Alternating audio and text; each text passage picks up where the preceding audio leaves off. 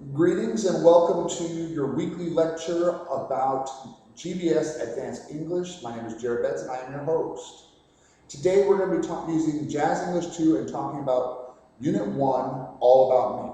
Today's lecture is going to cover your jobs and describing about your jobs, hobbies, and what is a hobby and what is not a hobby, talent.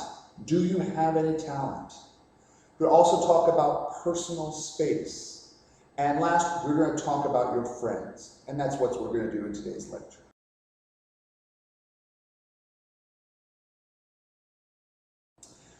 First today, let's talk about your job. Everybody likes to talk about themselves and wants to know more about what you do. Asking someone about their job is one of the greatest ways to find out more information about a person. But when they ask you, what is your job? What do you do? They're not interested in just a simple answer like I'm in banking or I work at a coffee shop. They want you to describe more about what you do than just a simple discussion of your job location. If you're working in banking, they want to know, are you the banking manager? Are you a bank teller? Are you a security guard? When you say, I work in banking, they want you to describe more than just where you work. Now, the same thing goes if you're working in a coffee shop. They want to know, are you the barista? Are you a cashier? Maybe a busboy? They want to know what job you actually do for that company or that location. Now, in Korea, we have a term called a salaryman. Now, this is a Konglish term. A salaryman does not translate very well to English. It's a businessman. But there is a salary worker. Now, let me explain salary and hourly workers. An hourly worker goes to a job and does the job for a set time period. And they get paid for every hour and every minute that they work at that job. Working at Lotteria, McDonald's, or another fast food restaurant is a good example of an hourly worker.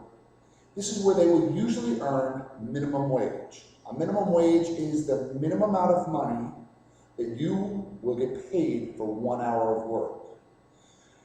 Now, the minimum wage jobs, the hourly jobs, only get paid when you work. A salary job, on the other hand, that means that you get paid whether you work 10 hours in a week or 58 hours in a week. You get paid the same amount of money. You get paid a fixed salary. Both jobs have advantages. Hourly workers usually don't have to worry about their schedule too much. Their schedule can be flexible and their time can be fixed for weekly work.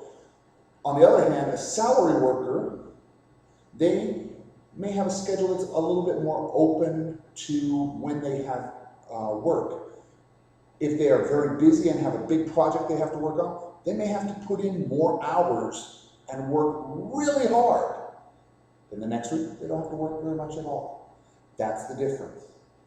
With a salary worker, they also have other benefits that come along, such as insurance and other benefits that get added to the job. So whether you're working as an hourly worker or a salaried worker, job is a good job. And they want to know more about your job.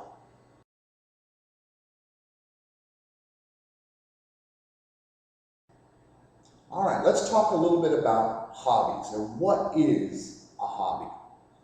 Well, if you talk to people in Korea, many people will come up to you and say, oh, my hobby is watching TV, or listening to music, or surfing on the internet.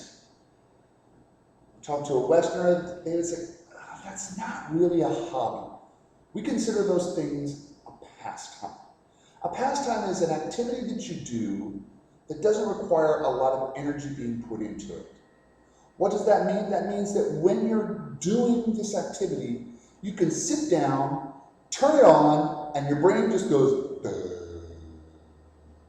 drool, drool, drool, and it doesn't require a lot of energy to do this activity. So if you talk to a Westerner, they're not going to say, oh, this watching TV, that's a good hobby. Nah, it's not really a hobby. For it to be a hobby, you have to put energy into the activity. Painting, drawing, exercising, these can all become good hobbies.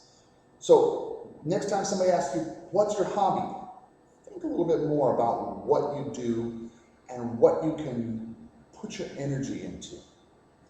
Now, I mentioned that pastimes are not considered hobbies.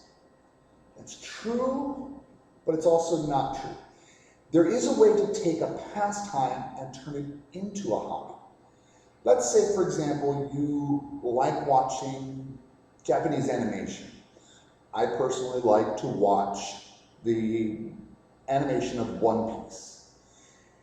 I've kind of turned it into a little bit of a hobby because I've learned all the characters, I know their backstories, I know where they're from, I know their powers. I have watched many of their videos. I've watched them in English, Korean, and Japanese. What I have done is I have taken this, that is a pastime, and turned it into an activity that requires energy. Energy is the key to making it a hobby. Once you put energy into something, it becomes a hobby. Same thing goes with music. If you know a particular band's songs, you know everything about the band, you know their music, you know their names, you know all about them, you've turned yourself into a fan and your pastime into a hobby. Now, a friend of mine told me something many years ago about hobbies. He said, you can take a hobby and turn it into your profession, into your life. But he said, you have to follow one simple rule. He said, find one thing that you love to do in life. You can do this one thing every single day of your life, and it never gets boring. You do this activity, and it makes you happy. You can do this thing all day, and you do it for free. Now, once you've found that one thing that you love to do, and that you will be willing to do every day, take that one thing, find someone who will pay you to do that one thing. Then you will always be happy. If you find someone who will pay you to do it, you'll find your secret to happiness, and you'll always be happy at what you do. So, can you make a hobby into a profession? Absolutely. Find something that you love to do, and do it. Hobbies require energy. Pastime, no energy, but they're fun. Take a pastime and make it into a hobby, requires energy.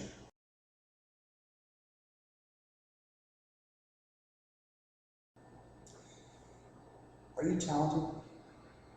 Can you do something special that nobody else in your family can do? Or do you have something that you can do that very few people are able to do? Well, maybe you have a talent. Talents are an activity or trait that you can do that very few other people can do. Sometimes talents run in the family. For example, musical talent. If your mother or father are very good at playing the piano, for example, maybe you have that same talent. On the other hand, if you have somebody who's artistic in the family, likes to draw or paint, you may also have that similar talent.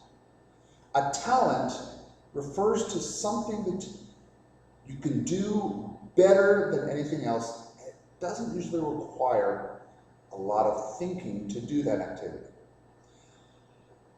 There are also physical talents, things that you can do with your body that many other people can't do. And let's give an example of a talent that I personally have. If you take your hands and you put them facing each other, then you try to make one circle that goes away from your body, with one hand. The other hand comes in towards your body. Now, if you try to do them at the same time, many people have a difficult time doing this or going the other direction. Now, what does this mean? This is a talent. This is something that I can do that doesn't require me to think when I'm doing it. It's a talent. Now, you may have talents in your family. You may have talents that you don't know about. Never downgrade a talent. If you can do something better than other people, use it. Learn to use it more. If you're very good at using Photoshop or another computer program, that can be a talent. But you can do it without thinking about it. Find your talents. Find out what you can do and use them. Talent, you might even be able to turn it into a hobby or a job. That will make your work and you a much more interesting.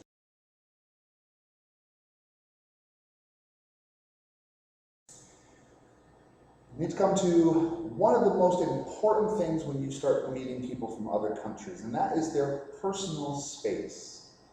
Personal space means how close people get together and are feeling comfortable.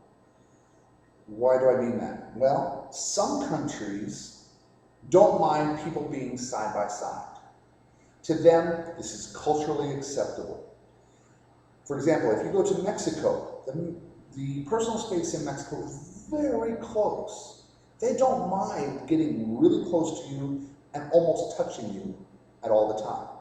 It doesn't mean that they're getting friendly or that they want to be your friend or lover or anything. No, this is just where they feel culturally acceptable of being close to people. Most Westerners have an idea of personal space of about an arm's length. That's about as long away from them as their arm. And they consider a little circle all the way around their body as their personal space. And it's about one arm length away. This is where they feel comfortable, is that this is my personal area. When you come into that personal area, usually it's for a confrontation. Very few people are allowed into that personal zone. So that's your personal zone, real close. About 2 arm lengths, that's the interpersonal zone. That's where people are comfortable having a communication, having a conversation with someone, or talking to a stranger. They don't mind people being a little over a hand length away. Then you have farther away, which is a distance that people don't really want to interact with you. Personal space is for you. Now in Korea, personal space is very small. They don't mind usually people being very close together. It's a very populated country, so people don't get upset when you get into the personal space. But it's always good to learn about different cultures and how much space they request for their own personal comfort.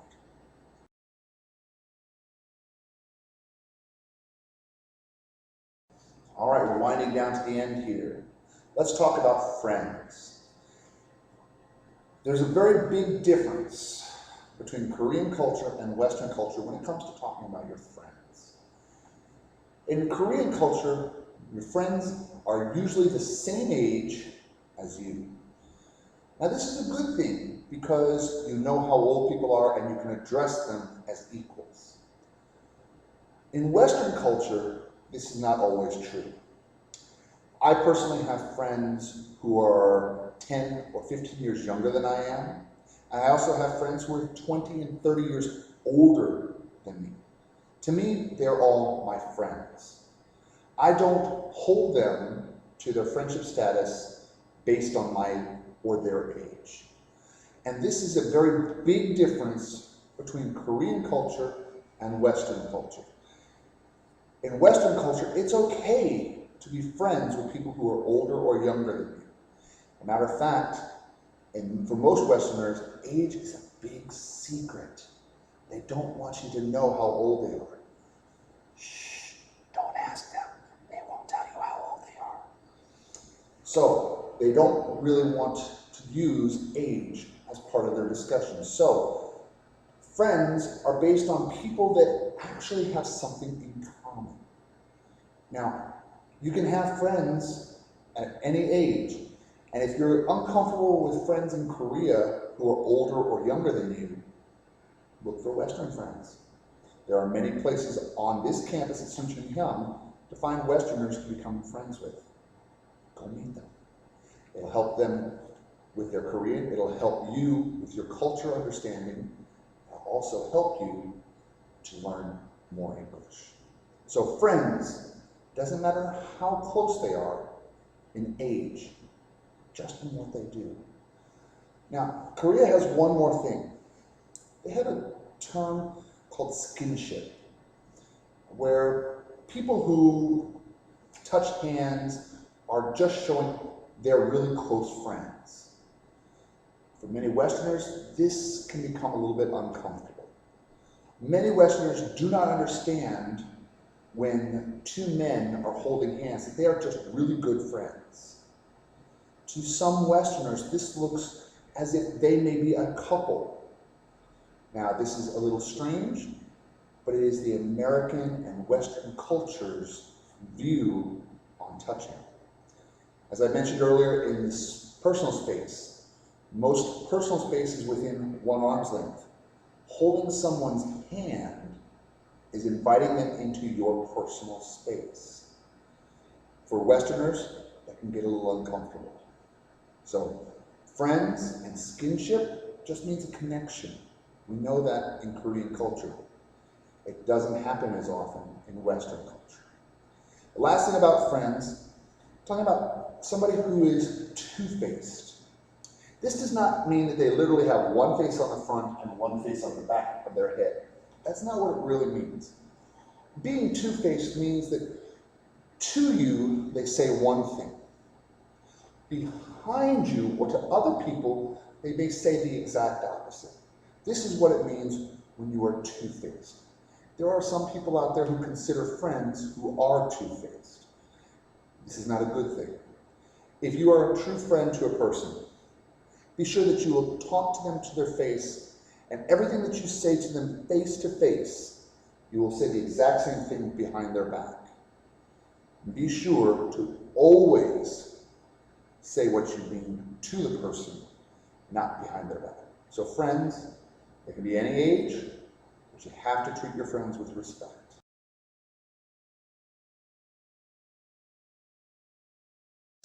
All right, today we've talked about many different things about friends and about you. We've talked about your job and what is considered a job and what they want to know about your job. When they ask you about your job, tell them more. We've also talked about hobbies and what is and is not considered a hobby. If you want to make it a hobby, be sure to use one thing that's important: energy. We've also talked about talents and that some people have them, some people don't. Don't underestimate yourself. You have talents. Just go find them. We've also talked about personal space. How much personal space do you need? Where do you feel comfortable with other people being close to you? And the last thing we talked about was your friends. That Westerners do not focus on the age of the person, but on the other hand, what they can do to help you and be part of your life. That's what we've talked about this week. I hope you enjoy this. I'll see you in class just next week where we actually use all about you in discussions. Thank you very much. See you in class.